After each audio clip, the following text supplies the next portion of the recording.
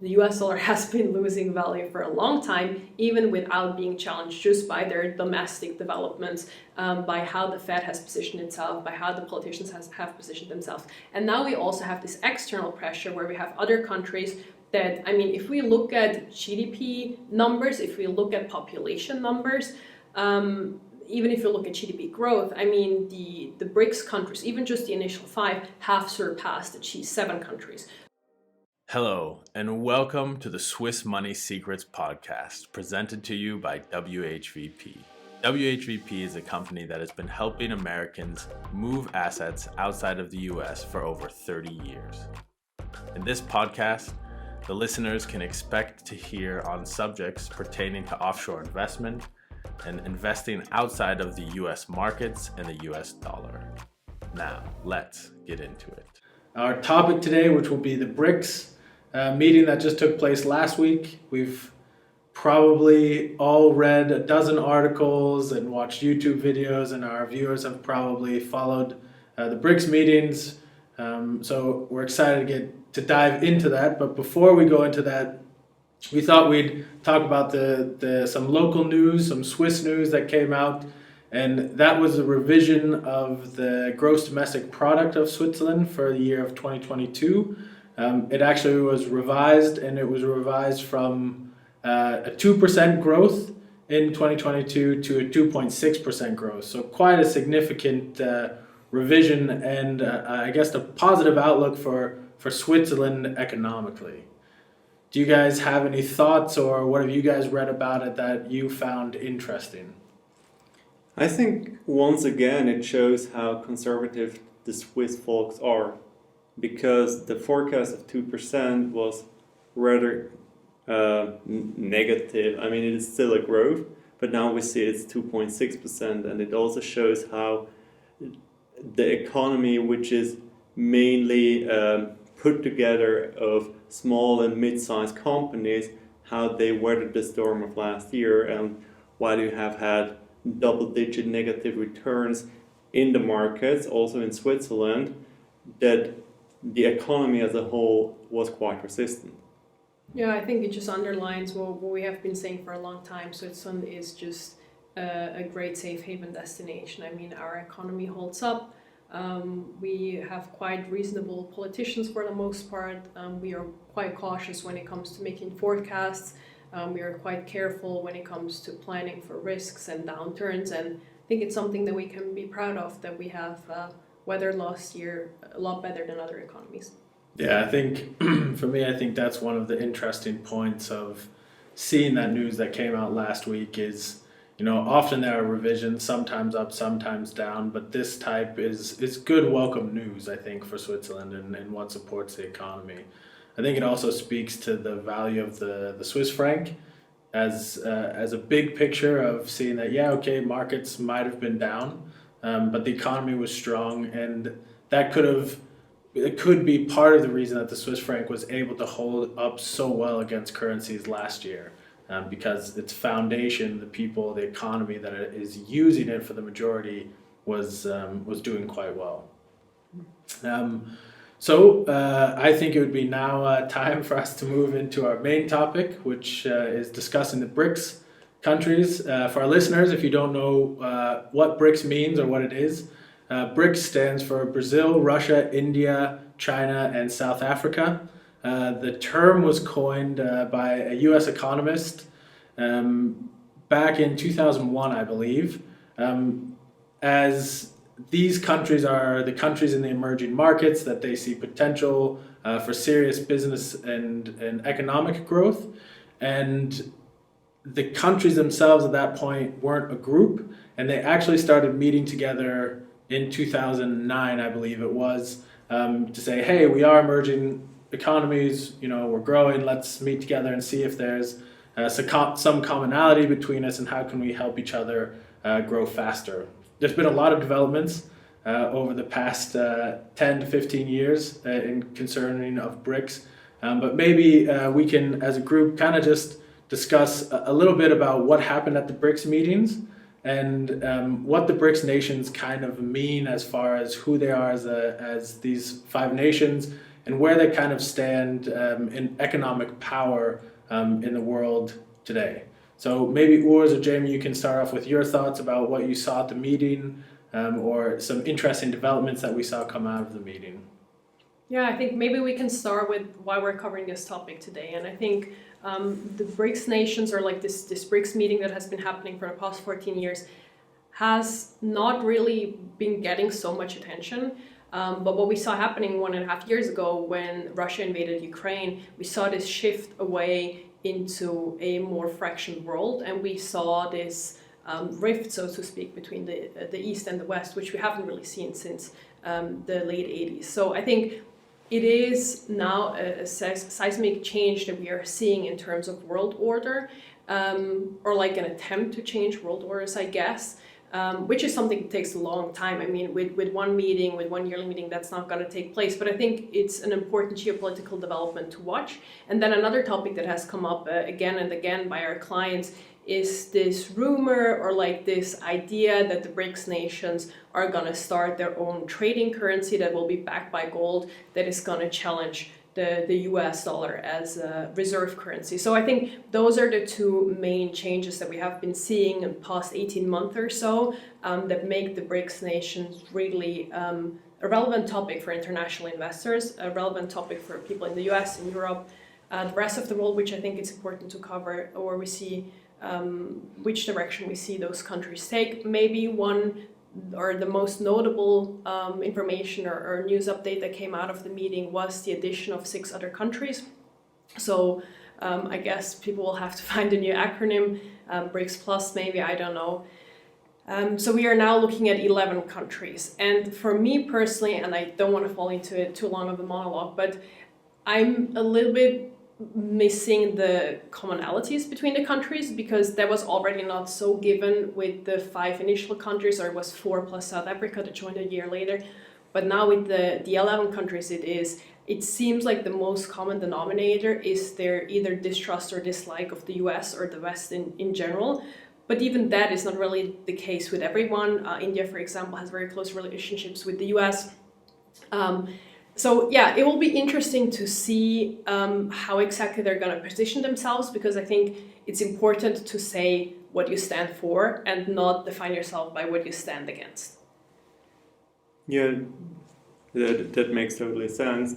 But I think that it also makes sense to build kind of a counterweight to the Western economies and what they are trying to achieve. And so the biggest issue with the BRICS states is that they were trying to do it better than the West. And now they have these main contributors to the BRICS, which are Brazil, China, and so on. And they will have the main decision power on the whole organization.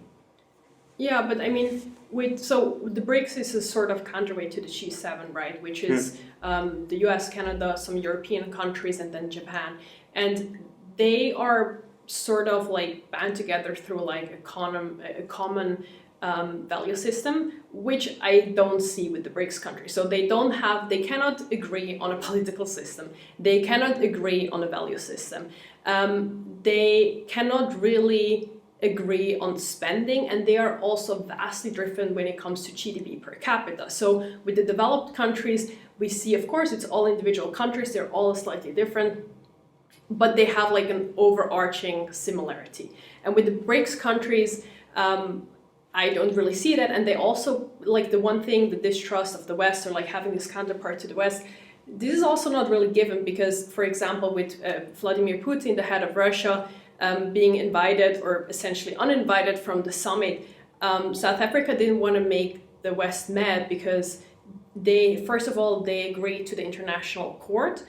So they would have had to arrest Putin. And even if they didn't arrest Putin, there was still this threat of them losing 10% of their GDP from the West if they would have not arrested him, and if there would have been placed sanctions on the country. So they are still somewhat dependent on the West. They're not really. So I struggle a bit with the concept. Yeah, I do see your point, but it does take time until something has been achieved. I mean, the main point, or one of the main points are the sanctions from the West. Because with the sanctions, there is so much frustration because the Western countries, especially the US with the US dollar, they have so much power over the payment system that they can ruin or like destroy a whole country economically. And I think there it is a good development that there will be another system where these countries can flee to.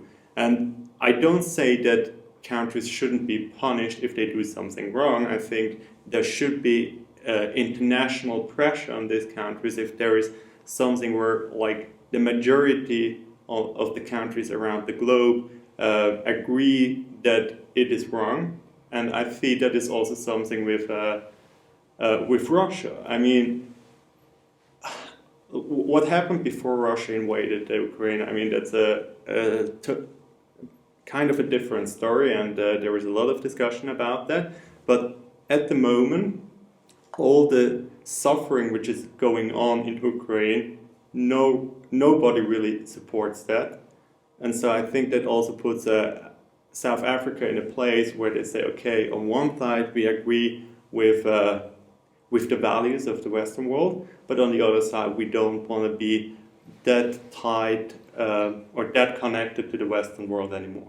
Yeah, I understand that. But I mean, what you alluded to with Russia, I think one of the main problems, or not one of the main problems, one of the problems was that the US kicked Russia out of the SWIFT system, right? Mm-hmm. And now with the East, or this anti-West coalition, they are building a sort of like counterweight to that, and China has its own payment system and all of that. And of course, you can have a discussion whether or not it's correct to politicize an international payment system like SWIFT. I don't think our personal opinions on that matter too much, but the question is, where do you put your trust, right? And who says that China would not politicize a payment system that they have? So I think they would do exactly the same. And that's also a little bit of an issue I have. The BRICS country, they criticize the West a lot for being heuchlerisch. What's the word? The high valued kind of but like hypocritical. Yes. So they say the West is hypocritical, and that's certainly true to an extent. But the same goes for the BRICS country, because what they point their finger towards the West, towards things that the US has done, other countries have done in the past that wasn't right, but they're doing the same things, right? So, but I think that's a positive on a multipolar system, that you have an alternative. Yeah, because China definitely, especially with the Silk Road initiative, where they're spending a lot of money for infrastructure projects in other countries. And I mean, everyone knows what the goal is. They want to gain influence, they want to have decision power over these countries. I think that is a dangerous path. But what we have seen from the West in the past years, for example, Nigeria, where the Western countries were very much involved until recently when they pulled out. I mean, there are always political interests involved in these kind of decisions and movements in these countries. And so this makes it, from my side, better if there are alternatives where you also have to give some responsibility towards your members, because otherwise they will leave. Yeah, I think that the most important point for us as investment managers and our clients is probably that this is the first time in a long time, certainly in our lifetime, probably even in the lifetime of the generation before us, that we see the US as a world power challenged.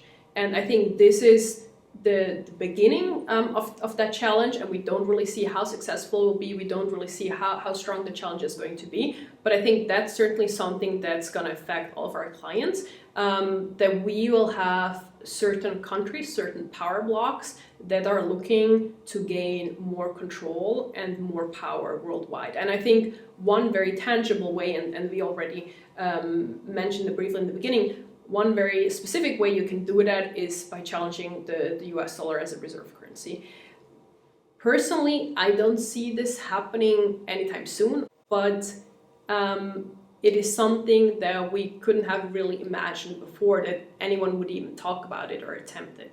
So I think this is something, and I know we probably sound like a broken record, but the US dollar has been losing value for a long time, even without being challenged just by their domestic developments, by how the Fed has positioned itself, by how the politicians have positioned themselves. And now we also have this external pressure where we have other countries that, I mean, if we look at GDP numbers, if we look at population numbers, even if you look at GDP growth, I mean, the BRICS countries, even just the initial 5, have surpassed the G7 countries. So even though personally I'm a bit critical of the whole club, they should not be underestimated. And they're in early stages of like finding their voice. And it's very well possible that in the next 5, 10, 15 years, they are going to agree on values and they are going to align under certain strategic goals, which could actually be a trading currency gold backed by gold.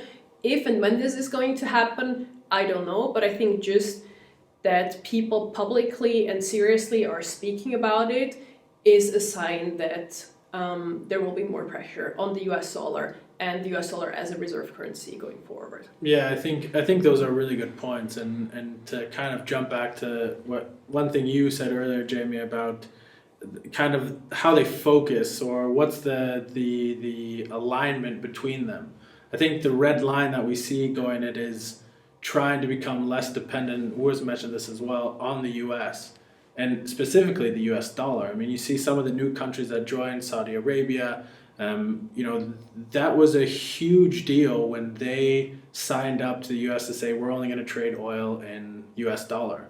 I mean, the petrodollar is a real thing. And people, I think it's a little bit of smoke and mirrors from the BRICS, maybe potentially, or media as well, saying, hey, they're trying to do one currency. Well, that's pretty easy for media and economists to go, that's insane. How are you going to start a new currency just out of thin air? That's going to take time.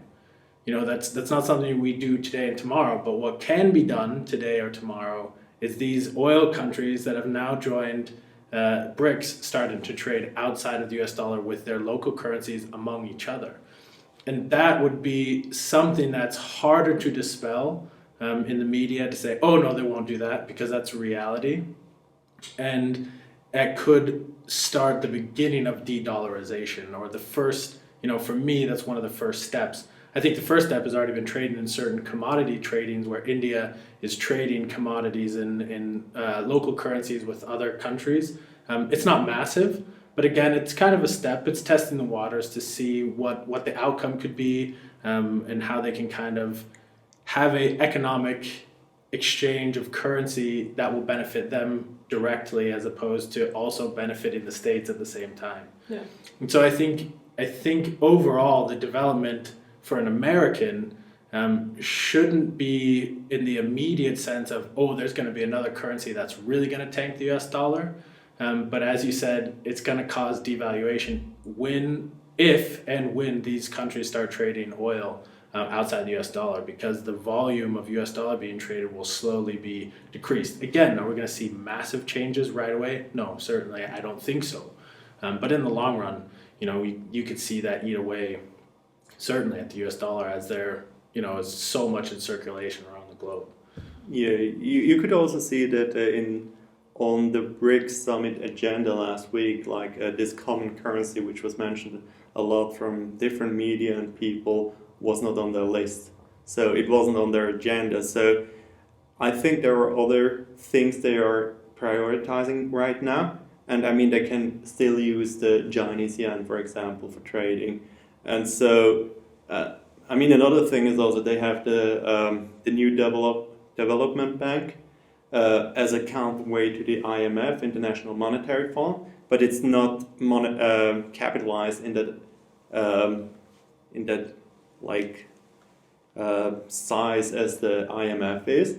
But it is also a starting point, and so they definitely will need some time until they came to like a common path which they want to follow, especially now when they are expanding their members, because as more members they are, as more decisions or more perspectives there are, But I think it is definitely something we have to take serious and which we have to follow closely. What is going to happen? I agree with both of you. It won't be today or tomorrow, but it will be step by step, and looking forward or looking into the future and coming up with ideas where this can lead to. I think that is also crucial to position yourself wisely for the next generation or for the rest of your life.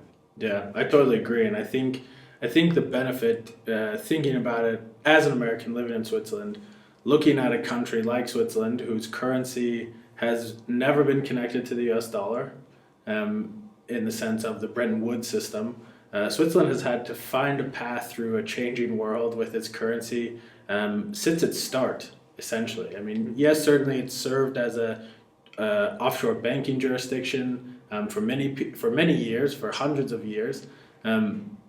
However, I think you have to look at countries who have a track record of being able to navigate these markets. Yeah. I mean, the US, they have the track record of dominating the markets and haven't had to really figure out how to play in a multipolar world, where Switzerland has been independent and has been playing in a multipolar world with various empires around Switzerland rising and falling around the world, trying to figure out how do we as a country successfully make it through. And so I think that's another thing that's quite interesting about Switzerland, where I have quite a lot of hope in the Swiss population and mindset and understanding of trying to navigate through this effectively. And I think being able to see changes, whether they happen today or in 20 years from now, I think Switzerland's in a really good place, kind of centrally located, not just in Europe, but between the two countries, and to see this kind of shift, to observe it with a little bit of an outside perspective so that they don't get too wrapped up in the emotions or too wrapped up in the maybe patriotism of one side or the other, that could blind them to certain weak spots or even strengths in the various parties. Yeah, and I think on this side, it's also worth to mention like how Switzerland, as a neutral country, always stayed somehow involved. So, for example, Switzerland is the representative for the American interest in Iran. So, if anything happens between these two countries, Switzerland is involved and has to represent or negotiate what are the right terms. And I think this kind of experience, it gives a lot of value towards our country and our government, how to navigate through such situations. Yeah. Jamie, do you have any thoughts? I don't have anything to add. I think that was a very nice final remark. Thanks again for joining us on this episode of the Swiss Money Secrets podcast. If you would like to learn more about WHVP and what we do, check us out on our website at whvp.ch. Or you can check us out on any of our social media handles on LinkedIn, Facebook, YouTube, or Instagram by simply searching WHVP. Have a great rest of your day.